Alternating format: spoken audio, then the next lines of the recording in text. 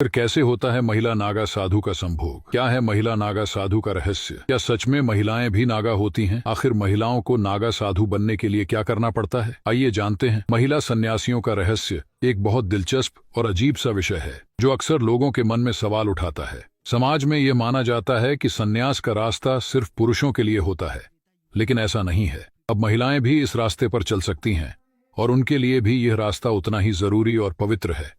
महिला सन्यासी बनने का मतलब है कि वे अपने जीवन से दुनिया की सारी इच्छाएं और सुख सुविधाएं छोड़कर सिर्फ भगवान की सेवा में खुद को दान कर दें। महिला सन्यासियों की जिंदगी बहुत ही मुश्किल और तपस्वी होती है।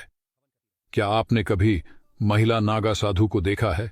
कमेंट में बताइए। वे अपने घर, परिवार और दुनिया के सब फिजिकल सुखों से ऊपर उठकर भगवान के करीब जाने का रास्ता चुनती हैं। उनकी जिंदगी का असली मकसद खुद को समझना, अपनी आत्मा को पहचानना और भगवान के साथ गहरे संबंध में जुड़ना होता है। उनका दिन प्रार्थना, ध्यान और साधना में बीतता है, जिसमें वे खुद को शुद्ध करने की कोशिश करती हैं।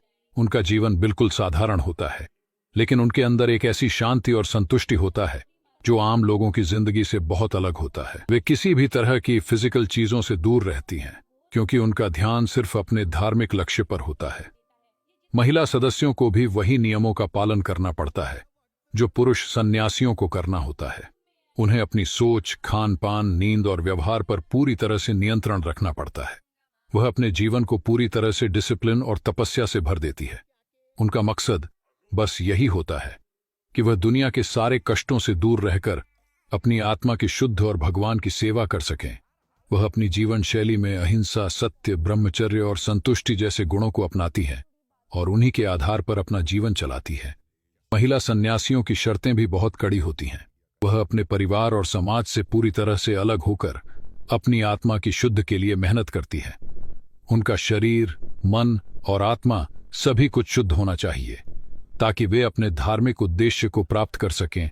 महिला सन्यासियों को किसी भी तरह की व्यक्तिगत इच्छाओं और सुखों से दूर रहना पड़ता है। वह सिर्फ और सिर्फ भगवान की सेवा में अपने को समर्पित कर देती है। अब बात करते हैं कि क्या महिला सन्यासी भी नागा हो सकती है? हाँ, महिला सन्यासी भी नागा हो सकती है, लेकिन यह एक बहुत कठिन साधना है। नागा साधु बनने के लिए महिला को अपने शरीर और मन पर पूरी तरह से नियंत्रण रखना होता है। वह भी भस्मी स्नान करती हैं और अपने शरीर को शुद्ध रखने के लिए कठोर साधना करती है। महिला साधु बनना हर किसी की बात नहीं होती। इसके लिए कड़ी तपस्या और मेहनत लगती है। संसार के मोह माया को छोड़कर कई वर्षों तक साधना करनी पड़ती है, तब जाकर कहीं कोई महिला साधु बन पाती है। और इसके साथ ही इस तरह की वीडियो देखने के लिए पेज को फॉलो करें।